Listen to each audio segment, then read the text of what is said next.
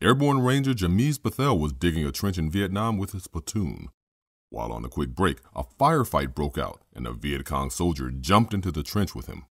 His enemy quickly lunged forward with his bayonet. Bethel tried to block the blade using a technique he learned earlier. It failed, and he was stabbed in the midsection. Still on his feet, his attacker quickly pulled the blade out of him and lunged again. He tried to block it a second time, but again he was stabbed, and this time he finally fell down. The young airborne ranger was rescued when one of his comrades shot the combatant who had just plunged a bayonet through him twice. Fortunately, he survived his injuries, and while recovering, made a vow to learn to defend himself better with techniques geared for real-world combat, not just in a dojo. He especially focused on defending edge weapons, especially in very close quarters, where one can't rely on footwork or space to help evade the attacker.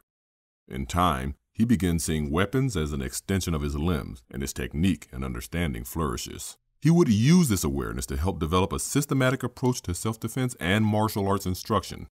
Inducted into the World Karate Union Hall of Fame, Grandmaster Bethel has touched countless people. He did so with his hands-on, face-to-face training approach with lots of contact, conditioning, and timing drills. One of his longest students and mentees was Achille Yule. Yule actually survived a knife attack in a street fight using lessons learned from Grandmaster Bethel. Many years later, he promoted Achille Yule to the rank of Master. Master Yule then began providing workshops to the general public and members of law enforcement in knife defensive tactics.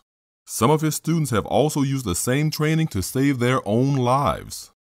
Grandmaster Bethel passed away, but his legacy lives on through all of his students. This one-on-one training in the science of redirecting force and edge-whipping defensive tactics is still available to you. It's called the Kyushu fighting system.